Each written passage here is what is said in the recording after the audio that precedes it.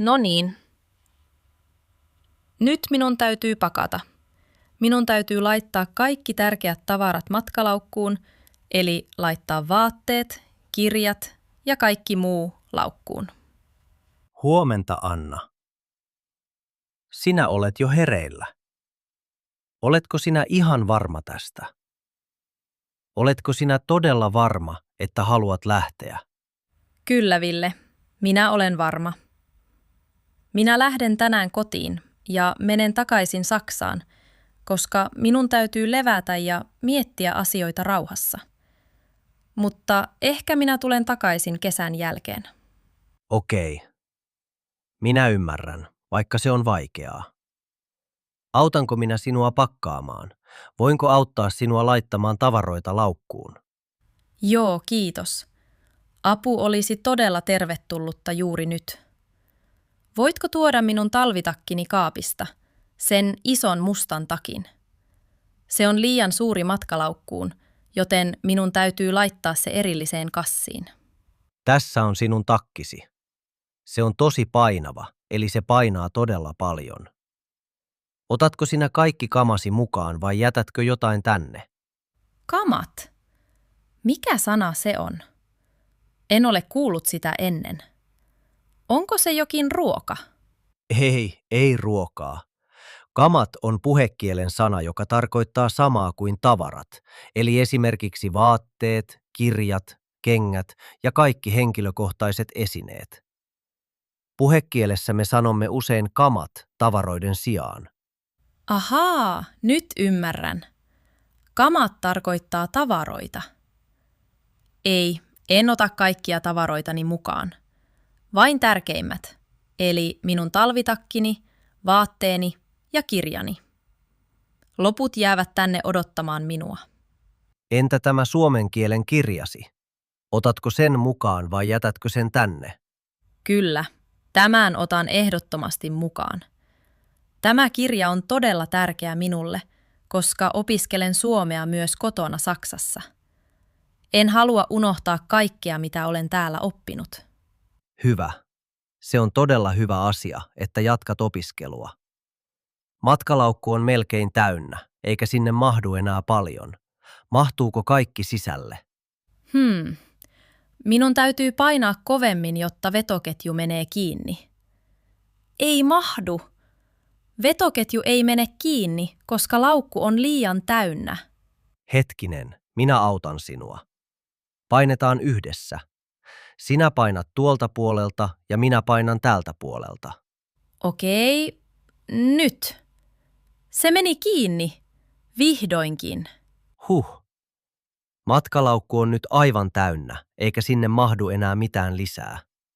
Se painaa varmaan 20 kiloa, eli se on aika raskas. Hyvä. Ville, katso tätä huonetta. Tämä huone näyttää nyt todella tyhjältä ja hiljaiselta ilman tavaroitani. Se tuntuu surulliselta. Niin näyttää. Se näyttää erilaiselta ilman sinun kamojasi. Mitä me teemme seuraavaksi? Minun täytyy ostaa tuliaisia perheelleni, eli pieniä lahjoja ja muistoesineitä, jotka vien kotiin Saksaan. Haluan viedä jotain suomalaista, jotain perinteistä ja paikallista. Mennäänkö kauppaan? Mennään. Musti, sinä jäät kotiin odottamaan. Me tulemme pian takaisin. No niin, nyt olemme kaupassa. Mitä tuliaisia sinä haluat ostaa perheellesi? Tuliainen tarkoittaa lahjaa, jonka tuot matkalta takaisin kotiin. Haluan ostaa jotain todella suomalaista, jotain perinteistä ja paikallista. Jotain sellaista, mitä ei saa helposti Saksassa. Mitä sinä suosittelet? Tämä, Fazerin sininen. Tämä on yksi Suomen tunnetuimmista suklaista. Se on maitosuklaata ja todella herkullinen. Melkein jokainen suomalainen tuntee tämän. Fazer sininen maitosuklaata, eli suklaata, joka on tehty maidosta. Se on tosi hyvää. Muistan tämän maun. Otan 4 levyä. 1 äidilleni, yhden isälleni, yhden siskolleni ja yhden itselleni, koska en voi olla ilman tätä suklaata. 4 levyä on hyvä määrä, mutta sinun täytyy tietysti ostaa myös salmiakkia. Se on monen suomalaisen lempikarkki, eli hyvin suosittu makeinen Suomessa. Salmiakki. Äitini ei ehkä tykkää siitä, koska se on niin erikoinen maku. Se on suolainen ja vahva, eli maku on todella voimakas ja pistävä. Se on totta. Salmiakki on mustaa ja maistuu suolaiselta ja lakritsilta. Mutta se on hauska yllätys ja hyvä vitsi. Sinun äitisi kokeilee sitä, tekee tällaisen ilmeen, ja sitten hän kysyy, miksi ihmeessä suomalaiset syövät tätä. Kyllä, se on juuri niin. Se tulee olemaan hauska hetki. Okei, otan yhden pienen pussin salmiakkia. Ihan vitsiksi, eli ihan huvin vuoksi. Katso, tuolla on muumikeksejä. Muumit ovat suomalaisia sarjakuvahahmoja, eli piirrettyjä hahmoja kirjoista ja televisio-ohjelmista, ja ne ovat maailman kuuluja. Sinun siskosi tykkää varmasti niistä, koska ne ovat todella söpöjä, hauskoja ja ihania. Voi, nämä ovat niin söpöjä. Nämä ovat ihania. Kyllä, siskoni rakastaa tällaisia. Otan yhden paketin hänelle lahjaksi. Haluatko ostaa myös jotain muuta? Ehkä suomalaista marjamehua tai tuoretta ruisleipää. Ruisleipä on aika painava ja se vie paljon tilaa laukussa, joten se ei mahdu sinne enää. Mutta marjamehu on hyvä idea, koska se on kevyt ja helppo pakata. Onko täällä mustikkamehua? Kyllä, tässä on mustikkamehua. Mustikka on suomalainen metsämarja. Se on tumman sininen ja todella terveellinen. Suomalaiset rakastavat mustikkaa ja moni käy poimimassa sitä metsässä kesällä. Täydellinen, eli juuri sopiva. Nyt minulla on suklaata, salmiakkia, muumikeksejä ja mustikkamehua. Toivottavasti kaikki mahtuu vielä matkalaukkuun, koska se on jo todella täynnä, eikä sinne mahdu paljon enää. Se voi olla pieni ongelma, koska matkalaukku on jo melkein liian täynnä, eikä siellä ole paljon tilaa jäljellä. Mutta yritetään ja katsotaan, mahtuvatko ne sinne vai pitääkö laittaa jotain käsilaukkuun. Mennään kassalle maksamaan. Ville, tämä on viimeinen kerta, kun olemme yhdessä tässä kaupassa. Se tuntuu todella oudolta ja surulliselta, koska olemme käyneet täällä niin monta kertaa yhdessä. Älä sano niin, Anna. Sinä tulet takaisin kesällä, eikö niin? Sinä lupasit sen minulle ja minä muistan sen lupauksen. Toivon niin. Toivon todella niin, koko sydämestäni. Mennään nyt kotiin pakkaamaan nämä tuliaiset laukkuun. No niin. Sinun lentosi lähtee tänään kello 5 iltapäivällä. Miten sinä haluat mennä lentokentälle? Junalla vai taksilla? En tiedä vielä, koska en ole koskaan matkustanut lentokentälle yksin täältä. Mikä on helpoin ja paras tapa mennä Helsingistä lentokentälle? Sinä voit mennä junalla. Kehärata menee suoraan Helsingin keskustasta Helsinki-Vantaan lentokentälle ja matka kestää noin 30 minuuttia. Kehärata. Mikä se on? En ole kuullut sitä sanaa ennen.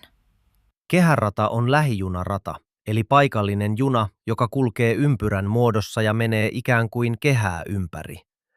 Se menee Helsingin päärautatieasemalta suoraan lentokentälle ja takaisin. Se on halpa ja nopea tapa mennä lentokentälle. Juna on hyvä vaihtoehto, mutta minulla on todella iso ja painava matkalaukku ja vielä toinen kassi. Onko junassa tarpeeksi tilaa isoille ja painaville laukuille? Junassa on tilaa laukuille, mutta iltapäivällä ruuhka-aikaan junassa voi olla todella paljon ihmisiä ja silloin on ahdasta, eli tilaa on vähän ja on epämukava olla. Ruuhka-aika. Mitä sana ruuhka tarkoittaa? Se on minulle uusi sana. Ruuhka tarkoittaa tilannetta, jossa on hyvin paljon ihmisiä tai autoja samassa paikassa samaan aikaan, esimerkiksi iltapäivällä kello 4 ja 5 välillä, kun kaikki tulevat töistä kotiin. Silloin on iltapäiväruuhka, eli kaikki liikkuvat samaan aikaan ja kaikkialla on täyttä. Ahaa, ruuhka on siis se, kun kaikkialla on paljon ihmisiä ja liikennettä. Kiitos, nyt ymmärrän. Juuri niin. Ja jos sinun lentosi lähtee kello 5, sinun täytyy olla lentokentällä 2 tuntia ennen lähtöä, eli kello 3, koska lähtöselvitys ja turvatarkastus vievät aikaa. Silloin on jo ruuhkaa. En halua mennä junaan ison ja painavan matkalaukun kanssa, jos juna on täynnä ihmisiä. Se olisi liian stressaavaa ja raskasta minulle. Sitten meidän kannattaa tilata sinulle taksi. Se on kalliimpi kuin juna, mutta paljon helpompi ja mukavampi. Kuljettaja auttaa sinua laukkujen kanssa, joten sinun ei tarvitse kantaa kaikkea itse. Taksi on hyvä idea. Kuinka paljon taksi maksaa lentokentälle? Onko se kallis, eli maksaako se paljon? Taksi Helsingin keskustasta lentokentälle maksaa yleensä noin 40 tai 50 euroa.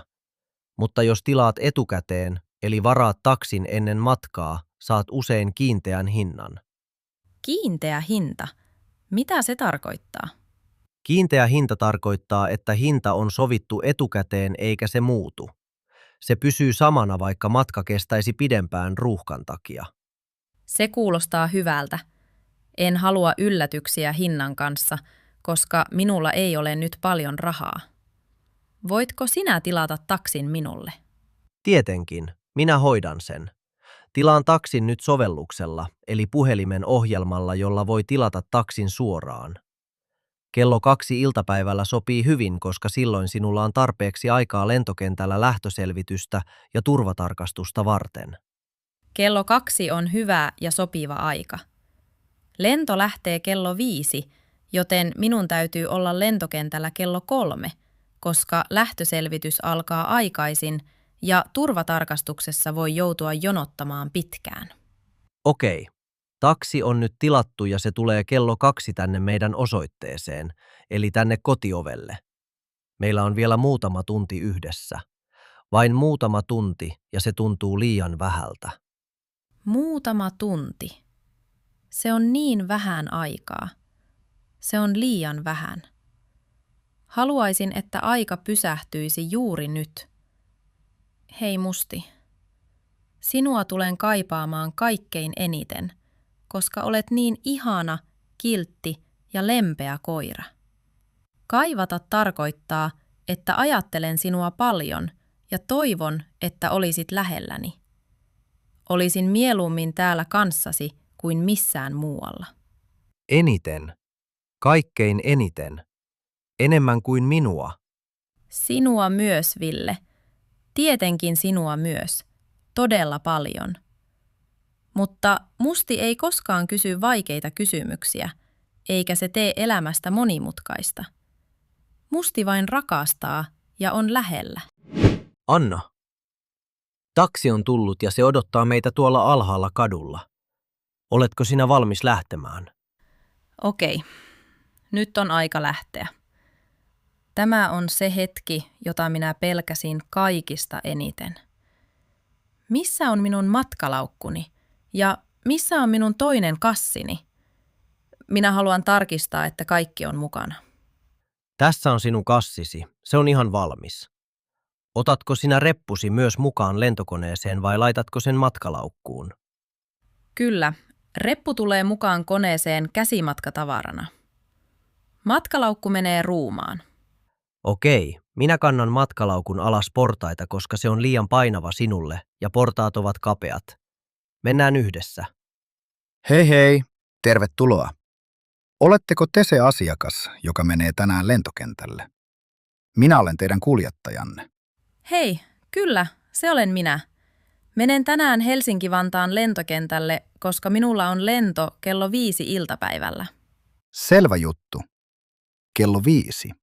Hyvä. Silloin meillä on hyvin aikaa. Minä avaan takakontin teille, eli auton takana olevan säilytystilan. Onko teillä paljon laukkuja ja tavaroita mukana? Takakontti. Anteeksi, mikä on takakontti? Se on minulle ihan uusi sana ja en ole kuullut sitä ennen. Takakontti on auton takana oleva iso tila, johon laitetaan matkalaukut, kassit ja muut isot tavarat. Se on siis auton takana oleva säilytystila, jonne kaikki laukut menevät. Ahaa, takakontti. Nyt ymmärrän. Kiitos selityksestä. Minulla on yksi iso ja painava matkalaukku ja yksi pienempi kassi. Mahtuvatko ne molemmat takakonttiin vai onko se liian täysi? Katsotaan. Tämä matkalaukku on aika painava. Mitä teillä on täällä sisällä? Kiviä vai rautaa? Ei kiviä eikä rautaa. Siellä on vain suomalaisia kirjoja, talvivaatteita ja ehkä liian paljon suklaata. Sekä muita tuliaisia, joita vien perheelleni kotiin Saksaan. Suklaata ei ole koskaan liikaa, eli sitä voi aina ostaa lisää. Se on aina hyvä ja tervetullut tuliainen. Noin, matkalaukku mahtuu hyvin takakonttiin ja tilaa on vielä riittävästi toiselle laukulle. Entä tuo toinen kassi?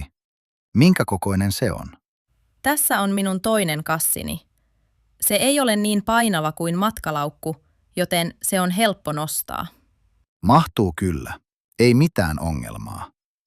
Kaikki tavarat mahtuvat hyvin takakonttiin ja ne pysyvät siellä turvassa koko matkan ajan. Takakontti on nyt kiinni ja kaikki on kunnossa. Istutteko te takapenkille vai etupenkille? Kumpi on teille mukavampi? Takapenkille, jos se sopii. Onko se okei, että istun takapenkillä vai onko parempi istua edessä? Totta kai, ei mitään ongelmaa. Suomessa asiakas voi istua missä haluaa, eli takapenkillä tai etupenkillä, ihan miten vain. Okei, istun tänne takapenkille, koska täällä on enemmän tilaa. Anteeksi, voinko pitää reppuni tässä sylissäni, eli tässä polvillani, vai pitääkö se laittaa jonnekin muualle? Joo, totta kai. Se mahtuu sinne hyvin, eikä se häiritse ketään. Okei, lähdetään nyt liikkeelle. Matka lentokentälle kestää noin 30 minuuttia, mutta se riippuu liikenteestä ja ruuhkasta. Eli joskus matka kestää pidempään, jos tiellä on paljon autoja. Kiitos paljon avusta.